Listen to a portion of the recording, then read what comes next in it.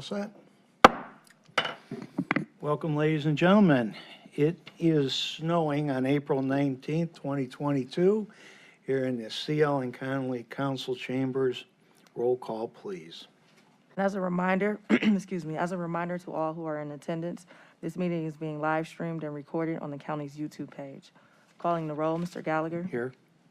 Ms. Conwell. Ms. Conwell is absent. Mr. Tuma. Here. Mr. Jones. Here. Ms. Simon. Ms. Simon is absent at the moment. There is a quorum. Thank you. Is there any public comment? No, Mr. Chair, no one is signed in. In our packets, we have the meeting minutes of March 29th. If they're in order, I'll accept a motion in a second. I'll make that motion. Second? And all in favor? Aye. Aye. Against? Thank you. 2022-0103. Resolution number 2022-0103, making an award on requisition number 8006 to Chagrin Valley Dispatch Council in the amount not to exceed $2,496,756.05 for countywide criminal justice data sharing system warehouse hosting services. Good afternoon. Who do we have? Good afternoon. I'm Mary Beth Vaughn from Public Safety, and with me is Sergeant Devlin from the Sheriff's Department, here to talk to you about this contract. This contract is for the continued support of the data warehouse. The current provider is Chagrin Valley. We did do a formal request for proposals and held a pre-proposal conference in which we did have 6 vendors attend. However, Chagrin Valley is the only vendor who submitted a proposal. We did do an evaluation. We thought their proposal was reasonable. We did negotiate the price with them, and then we're bringing this contract forward to you for approval, and it will continue the data warehouse at Chagrin Valley for the next 5 years. Any thought why we only had one participate? I think part of it has to do with the fact that there's a vast array of services under this. It's not strictly IT, so it probably wouldn't have been cost effective for an IT company to actually do those additional services. And the budget for this is relatively low. It's only $500,000, which is a lot of money to us, but not for some of these other firms. And that storage is off-site or on-site? I'm sorry, sir, could you please repeat The that? storage, is that on-site or off-site? The storage is going to be on their premises, and it's going to be redundancy, so it's going to be actually at 2 of their locations with a 100% redundancy backup. Is this company an IT company? Chagrin Valley Dispatch Council is actually a council of governments. They do the dispatching for the southeast portion of the county. More along the chairman's line of questioning, I'm still trying to grasp. 6 actually came to entertain the RFP. Why did RQ? Why was there only one bidder? I think what brought a lot of their attention into it is because it's a data warehouse, so it screams IT in its name. But some of the other services that Chagrin Valley provides to us is, you know, the portable surveillance camera program that the county has, where we've got those 5 cameras that go out to community events that different municipalities can borrow. The Chagrin Valley actually runs that program for us. So they actually have staff who take the call, they schedule it, they take the trailer out there, get it set up, bring it back. An IT company is not going to want, those trailers are in use all the time. They probably did not want to be bothered with that portion of the contract. Similarly, this contract also handles the license plate reader program that we have under the data warehouse. Again, there's a lot of manpower that deals with that.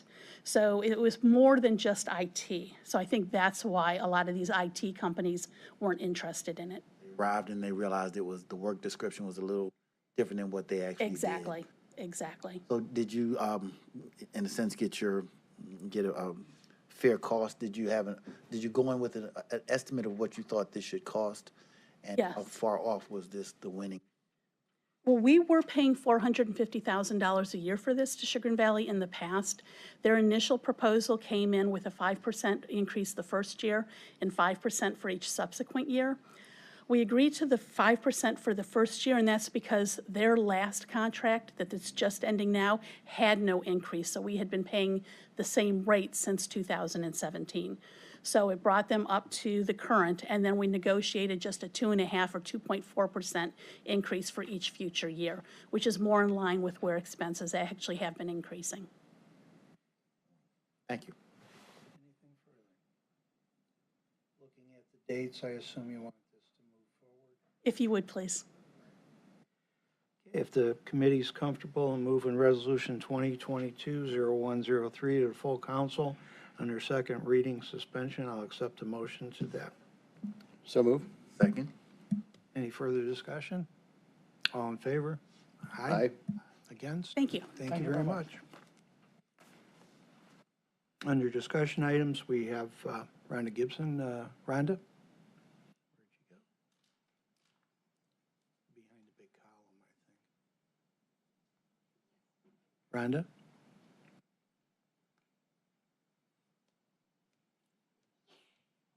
Bless you. Bless you. Thank you for being here. You're welcome. Thank you And for having me. I asked the sheriff to provide Rhonda to us today so we could, once again, keep fresh in our minds the security challenges that we have at the jail as we speak.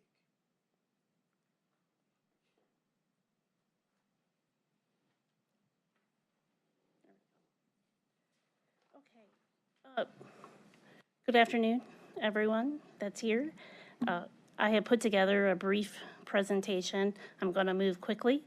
I didn't include necessarily verbiage on every slide, so I'm going to keep you hanging on your seat with everything that I say, okay? All right. So currently, our facility is considered one of the big 5 jails in Ohio. Obviously, we hold a lot of people at any given time. Our rated capacity is 1880. Yeah, it's green. I'm just not close enough. Is that it? Okay. So we have a rated capacity of 1,880 beds in our jail. Some of those units, 4 or 5 units, are out of service and probably not planned to be put back in service, which is roughly 100 and some beds. We have 2 buildings, which is connected by a bridge, as you well know. Jail 1 itself has 37 units that have cells and has 12 dorms. All of that equals to a little over 1,300 beds, and all of those are direct supervision. Jail 2, which was brought online a little later than Jail 1, 26 units with cells, 3 dorms, all totaling 579 beds. Most of those are direct supervision, but 7 are what's considered indirect supervision. As far as the jail itself, the oversight, we report to the Bureau of Adult Detention, which is a division of the Ohio Department of Rehabilitation and Correction. There's a total of 168 minimum jail standards that we are audited on each year.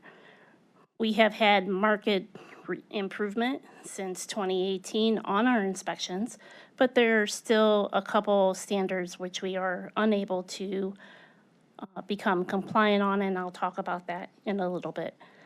But there are a number of areas in which we're inspected on, and that's included in the handout. When we talk about current challenges of our existing jail, one of the foremost is that we need more housing associated with medical, mental health, and segregation. Segregation itself could be for a variety of issues. Maybe the individuals have asked to be secluded for their own safety. Maybe it's for disciplinary issues. Maybe they're just people who don't combine well with other inmates and need to be more secluded from the others. We all know that our population is significantly made up of persons who have some sort of mental health challenge, and also a number of individuals who have chronic medical conditions. We have limits on the beds that we house those individuals in. And in our design planning of a new facility, we have significantly increased those beds. In fact, related to mental health, we have planned for different categories of mental health housing to accommodate someone who's very acute or someone who's maybe transitional. Another challenge associated with the jail is related to the many different egresses from the building. And when I talk about egresses, I'm not necessarily talking about inmate egress. I'm talking about the people just coming in and out of the jail. A jail is considered a secured facility, and while we continue to do what we need to do to make it secure, it is challenging for us because of the mere design of the current facility. Elevators continue to be a situation. We are obviously under a considerable renovation project related to elevators. So the mere existence of elevators causes delays in many things. It could be the transport of carts carrying meals.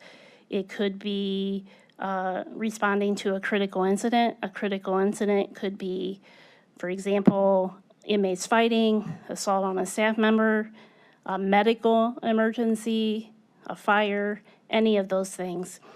And when our supervisors are dispatched to respond, they're most likely coming from just about every floor of the jail. And if everyone's vying for the same elevators, that's obviously going to slow some things down. We also have existing blind spots inside of our buildings, and I'm just going to show you an example here. What I've given you is kind of a snapshot of 2 housing units, and a lot of our units mirror each other, so this is similar to many, but not all. But I blacked out the center just for security reasons of things inside there, but the yellow spots are indicative of where the staff posts are. And if that's where you're sitting, it's very difficult to see the entire housing unit from those locations. And so a newer design has a much better location for a staff post.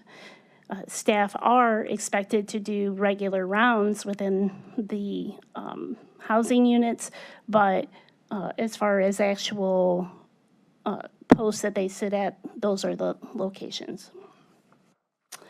Other considerable challenges within the jail, as I talked about earlier, are compliance with a couple of the minimum jail standards.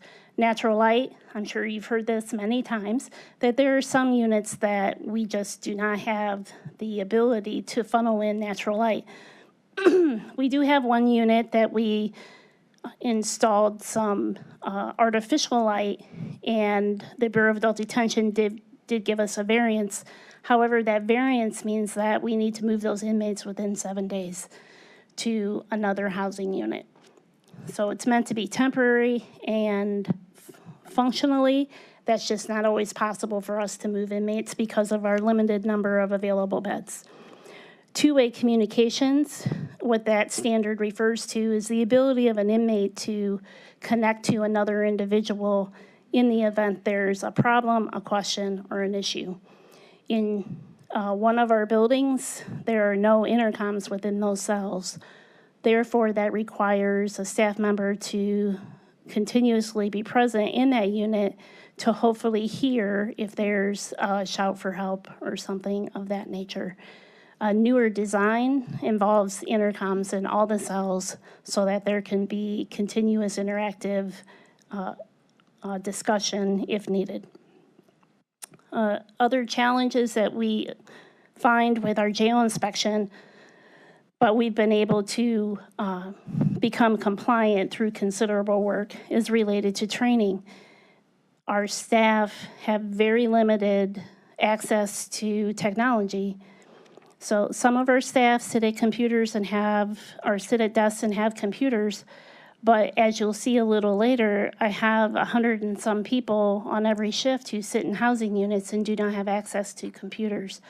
There are already working 12-hour shifts, sometimes 16, and as far as any training to be done on computers, they would have to come in before or after those shifts or on their days off. And as you probably know, I have 600 to 700 staff members, so it's not an easy task to funnel all those people through training. especially when it involves all the training that's associated with corrections, the counties, the ethics, the payroll, etc. Anything that comes down the pipe, it's like restarting a clock and getting everyone through all that training. We do our best, but it has been a significant issue for us. Inmate recreation continues to be an issue if you don't have the staffing. We've all been affected by staffing issues. It means I don't have the staffing to move them to recreation. As far as the housing units, they look dark and dingy, even though Public Works does a great job in funneling through work orders to address things as they get put through. Lighting isn't always what solves that problem, unfortunately. We consistently have some plumbing issues, heating issues. Heating, I'll talk about, in the winter, it's cold, cold against cement. In a large jail, it's going to be cold. And despite the HVAC system, it takes a few days for it to catch up, especially when your weather, as we have here, goes from 70 one day, 30 the next day, and then back up to 70. We have, for a number of months, had some issues with our inmates that we have in custody. As you may or may not know, our current population consists of a lot of inmates who have some considerable histories. And as a result of that, some of them act out behaviorally. And what that involves is basically destroying our cells, our doors, our fire suppression systems, our lighting, you name it, they're destroying it. Our security doors are older, and sometimes it's difficult for Public Works to find replacement parts. Just, they're old, and it is what it is. Public Works has attempted to fabricate some items to assist with some of our challenges, but the inmates just continue to bust those striker plates, which means the doors are no longer secure. And of course, we have the overpopulation of our jail. If you don't know, a jail to function sufficiently should be at a 75 to 80% capacity. And assuming if I did have 1,880 beds, at today's population of roughly 1,650, I'm over that percentage as it is. So I just wanted to talk a little bit about, for you to conceptualize the number of units and what they look like. I talked a little bit ago about how many units I have with cells and how many units I have with dorms. So this graph that I've given you is Jail 1. The big blue circle represents the units with cells, and the numbers represent the number of cells in each unit. So as you can see, they go from a unit from the size of 8 all the way from a unit, I think the highest is 29 in there.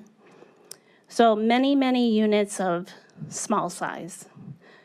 And then as far as a dorm, in Jail 1, you see the dorms are larger with the max of 48 from the smaller to 11.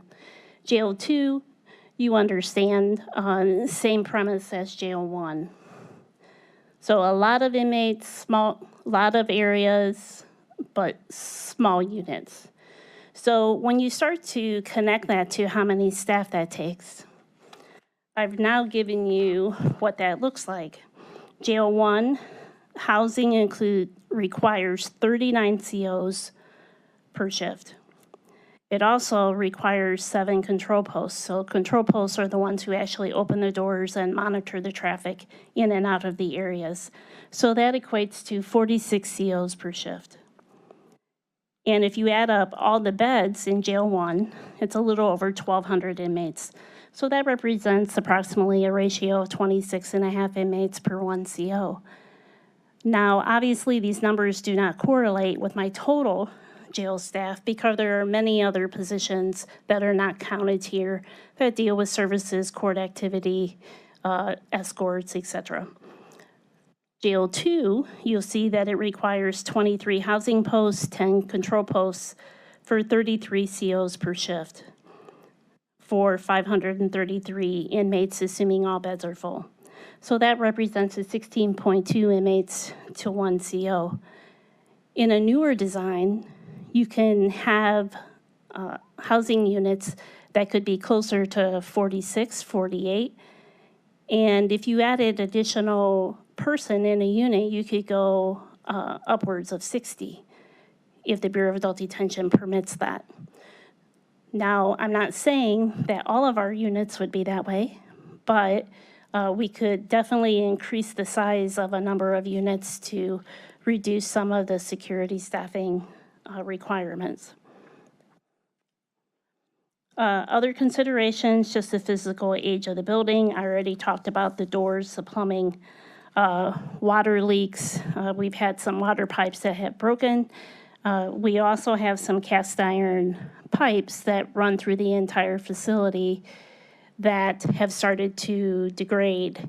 And what happens is they degrade from the top, and whenever there's pressure put through those pipes, for example, when inmates try to flush uniforms and towels and things like that, it creates additional pressure, and then it bubbles over the top where the pipes have started to erode. So it happened in my office, for example. So they were preventative in trying in fixing that, and so far so good. But that is a consideration for the entire building. Cameras, we have a significant number of cameras that are old analog, black and white, blurry, and just not a good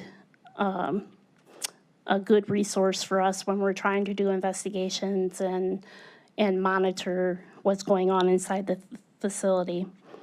We have made great strides as far as video court hearings.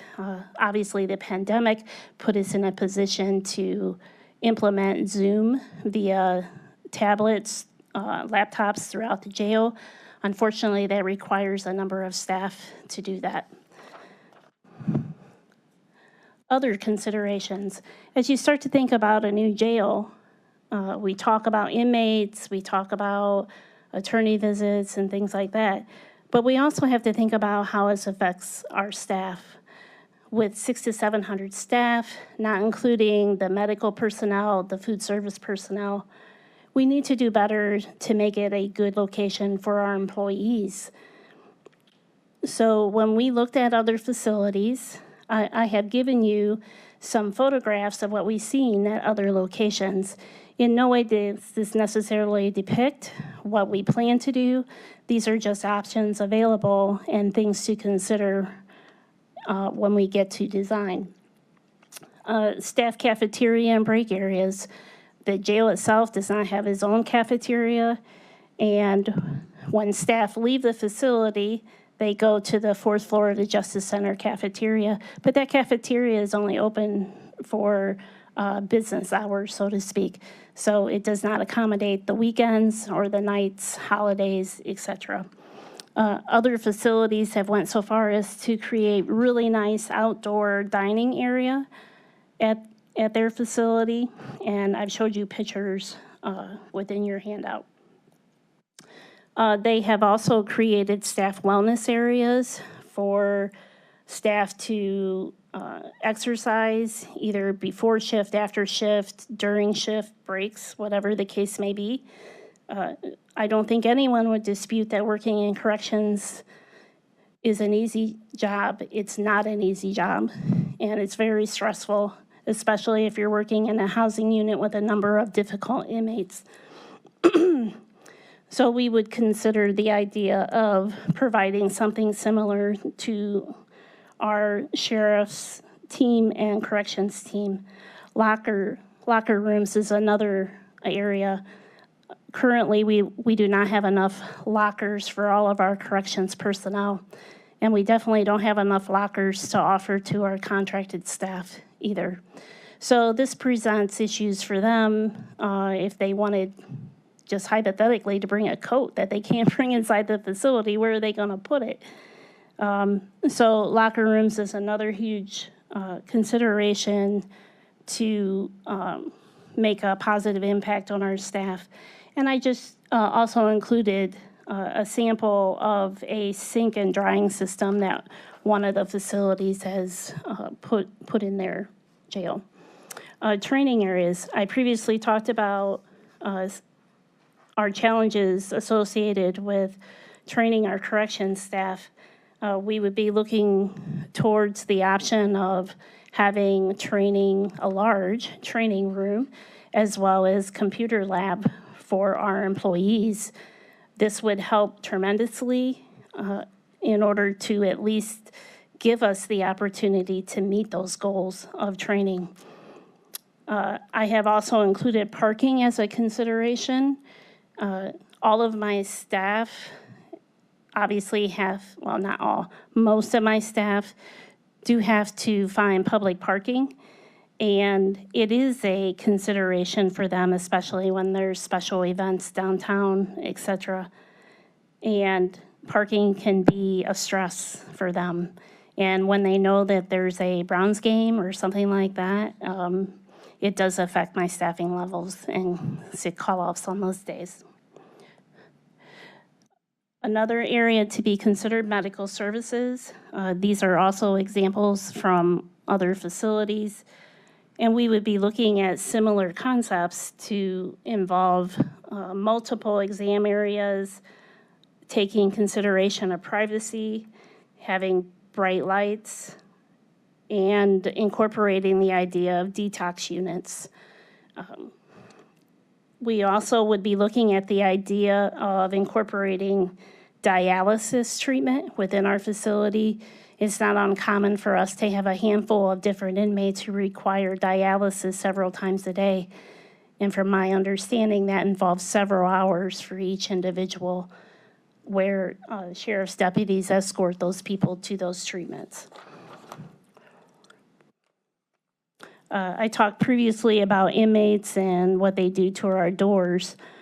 A newer design security door could involve doors that have handcuff chutes, and those could be at hand level and foot level, as well as tether rings for security and difficult to manage inmates.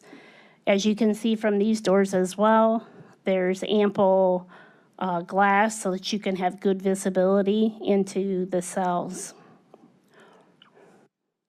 Security within Sallyport and the necessary space. These are examples from a couple different facilities that we visited. And actually, the one facility is half the size of what we would be looking at. But they have considerable Sallyport areas that are secure and provide ample space for law enforcement vehicles, our EMSs, even a fire truck if necessary, and also allows enough space for the different agencies to come and either drop off inmates or pick up inmates.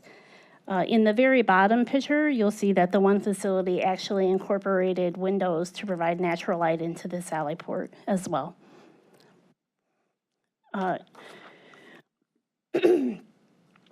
We talk about the quality of environment within this new facility, and there are a few reoccurring themes that are important. The examples I've given you show very open areas, bright lights, natural light in many areas, and neutral colors. These specific pictures are related to a booking area, and as you can see, very open, very large, and nice colors and finishings. Inmate housing areas, these are some examples, what we've seen elsewhere. Clean lines of sight.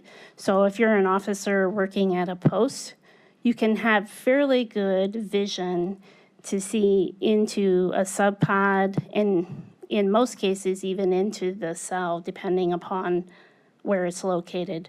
All the units have intercoms. There are larger housing units that have subpods in them. And what that means is essentially a unit within a unit that one officer could still monitor all of those inmates as opposed to having a medium-sized unit and a separate small unit, which requires 2 people. We would also be looking at providing I'm sorry, yes.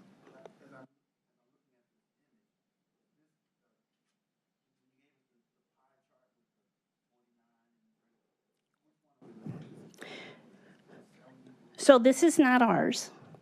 This is facilities that we looked at, and these are newer current designs that are being utilized elsewhere. Okay? Yeah, ours don't look anything like that. So as part of these units, we, as part of our programming, have also looked at decentralized programming, providing actual classrooms at each of the units so that the services come to the inmates. That way the inmates aren't moving any more than necessary. We have also incorporated the idea in our programming to create some sort of semi-secure window so that when a professional comes to the unit to meet with an inmate, they don't necessarily have to be in the same room with them, but can still engage through window glass and have a pass-through. For example, like medication pass. Maybe that doesn't mean that the nurse needs to be inside the unit, but can still pass the medication through the window.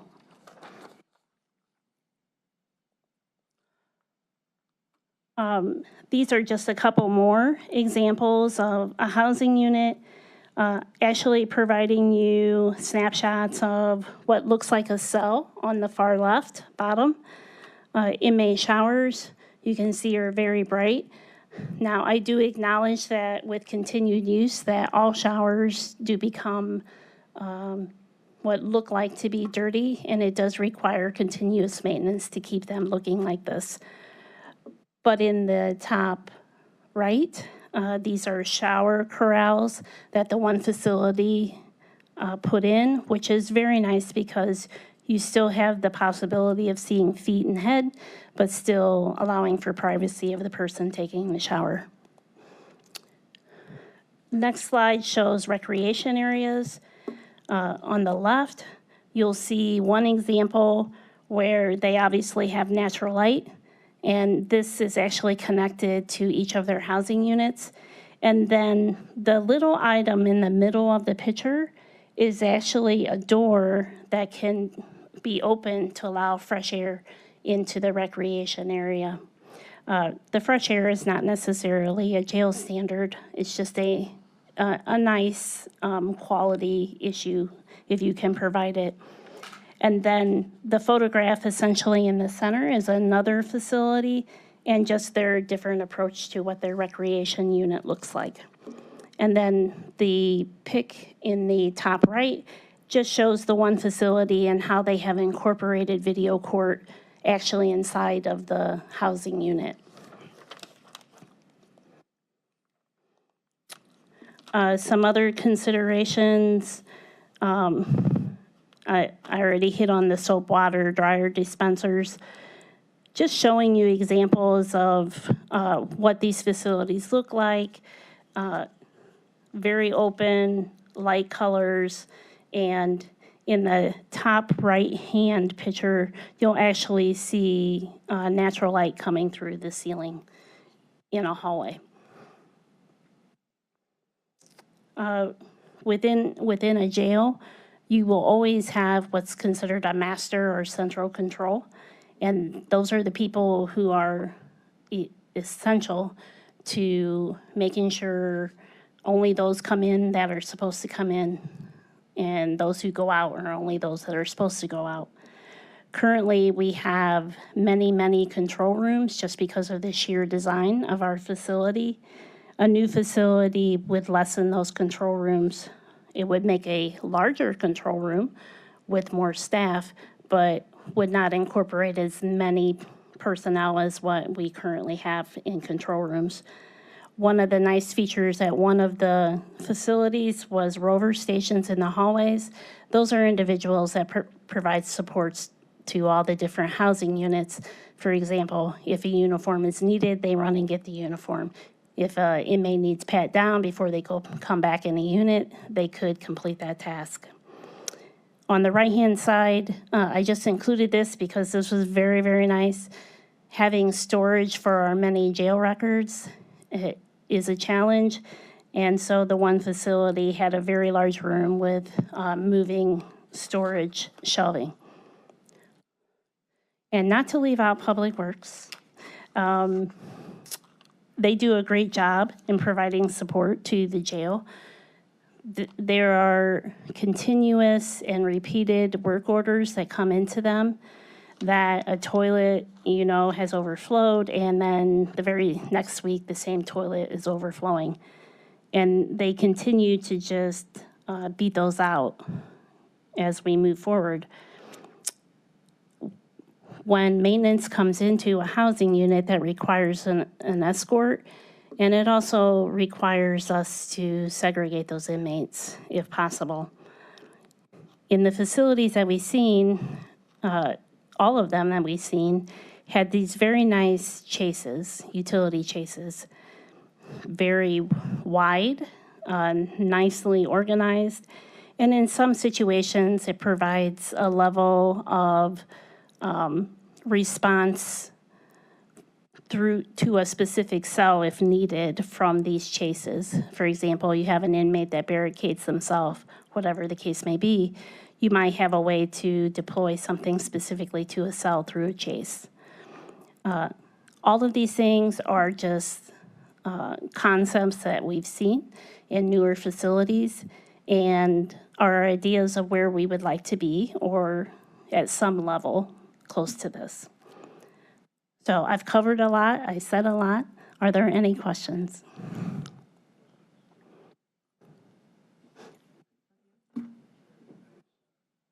Councilwoman Simon has joined us.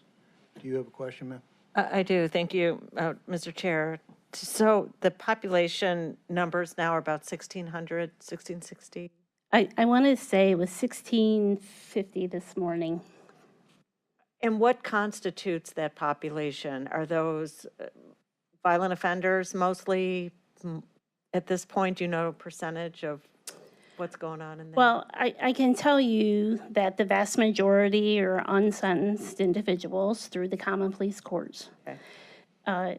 As far as, their violent tendencies or what have you, that isn't necessarily predicated by the charges of which they're incarcerated, because you can have someone in on a theft, but they're not very compliant individual. So if you understand what I'm saying, the charge doesn't necessarily imply the level of security. And that's not what I was asking. Okay, I'm sorry.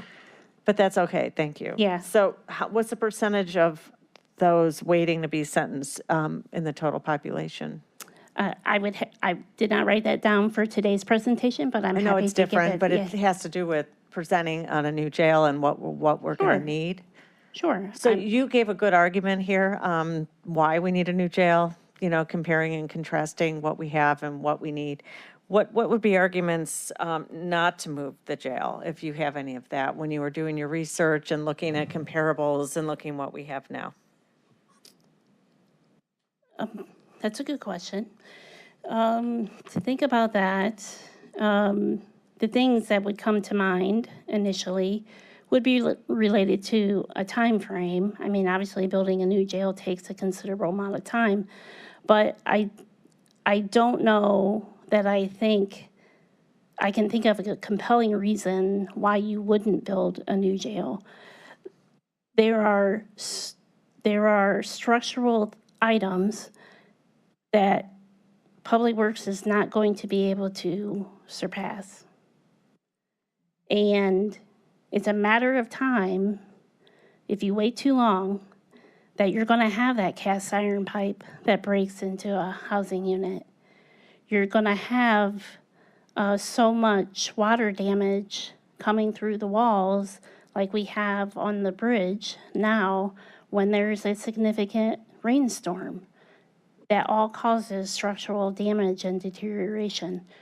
You're going to continue to have water pipes who break. I mean, it's a huge building. And when the last water pipe broke, it affected several areas, not just the jail, but the sheriff's department as well. And so, Interrupt. In the folders, the binders, the analysis for a new jail and the determination of how we got to where we got to is all incorporated in that. We, as a committee, have gotten to the point where that jail cannot be rehabbed. Even the newer of the two jails is so far out of compliance and design that that doesn't qualify. So that question earlier on was asked, and that decision very early on, I think even in the first year of discussions, was determined that this thing is, I think I saw an article on the Plain Dealer where Sheriff McFall in 2003 was yelling at Jimmy DeMoran about a new jail, saying, "Where's my jail?" when they were building everything else. So that question was dealt with early, and the decisions of why we did that are contained in those binders.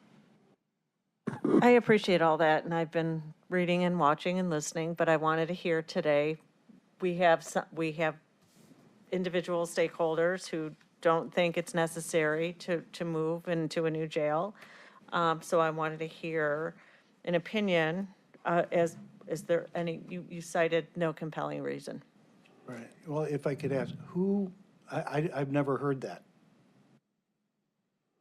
Well, there's stakeholders who want to put brakes on this whole process, right? Months that No, we need the- to wait to make a decision on the jail. There's the Justice Center, yes, which we're not dealing with yet.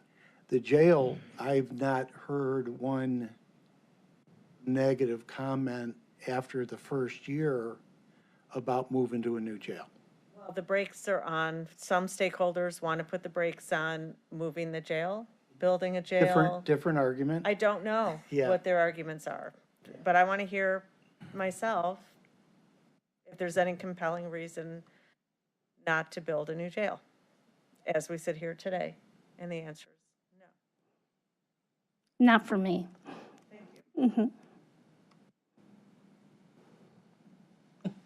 It gets a little dicey, but I think, and I think I'm correct in saying that those that want to slow the process down quickly follow that up with, but I don't want to not build a jail. So that's the argument. I'm not going to make arguments as a surrogate, but there are stakeholders who believe that perhaps building a jail away from the current site or part of the site would make sense to them. It's funny because the vote on that panel was 12-0. Yeah. Maybe they changed their mind. Thank you. Mr. Chairman. I'll be happy to get you that information that you requested for the percentages. Yeah, I mean, I'm very, sorry. Go ahead. I'm interested in the number of what we're going to build, and I think we landed around 1,600, at least in concept, but if we're already exceeding that now, what's going to change? That we're going to get a backlog of docket caught up? Is that going to make a huge difference? Is 1,800 what you talked about, the better number? I don't know. That, I'm just Yeah, it's important to me to understand. well, I think there's the base number, then there's the ability to expand number. So that's larger, obviously. Thank you. Could you just speak to the inefficiency with the elevators? Sure. Because I had heard, I think you mentioned it before in discussion before the safety committee, and having visited, the jail and seeing how that operates. When we're talking about building something new, we're talking about limiting it, the height and things like that. And I think that kind of plays into some of the concerns about the height and how we do that and make sure we do that properly, so. Sure. So currently, we have up to 11 floors and in the one building. So if you have a set of elevators and you have a supervisor on every floor, let's just say hypothetically, 10 supervisors in one building responding to a critical incident, and they're on 6 different floors. So now those elevators are stopping, starting to try to get everyone. Now, I do believe some will attempt to take stairs, but depending upon the location of that, maybe that's not a good way to go. Or if you're going up to the emergency, some people, that might be a little bit of a tax to go up 8 floors via stairs. The other things with the higher rise involve, let's say you need to have an evacuation of inmates. I previously talked about having a number of inmates with chronic medical conditions. Getting them downstairs in an emergency could be very difficult. So not only getting 1,000 plus inmates out, all the staff, but a number of those inmates who can't necessarily walk 2 stairs, can't see, whatever the case may be. And in an emergency evacuation, obviously, the timeliness of that is important, right? Do you guys do like fire drills or emergency drills? So we do have a process for that. We haven't actually done a drill in a while because we're updating our policies and procedures. So there's a difference between a drill that maybe is a floor or an area. We do those, okay? But as far as an entire facility evacuation, that would be something that we have planned for the future. Okay, and are there state requirements for that too, or just you guys are in compliance with all state? The drills, yes. Yeah, okay. The drills are a jail standard, and then having the policy and the practice in place for an emergency evacuation is a standard as well. Okay, thank you. Any further?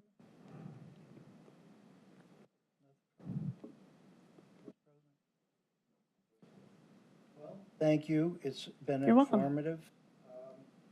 I know this is not the easiest of things to get through. There are so many, there are so many, what surprised me, academic calculations involved in building a jail and the psychology behind various things, not just dealing with color, but size and how far up you go and the amount of light and proximity to where the courts are, and all of these are calculated out with a fine-tooth comb. So we will continue on as I hear concerns within the council. I'll be bringing you and the sheriff back and probably Public Works to further delve into some of the physical problems that not only the jail, but the Justice Center and the courthouse and courthouse square and all the other buildings that we have involved in our justice systems. As I hear the concerns brought up, I'll bring them in. So stay tuned. Thank you for your update. Thank you. And is there anything further? Any miscellaneous business? Thank you.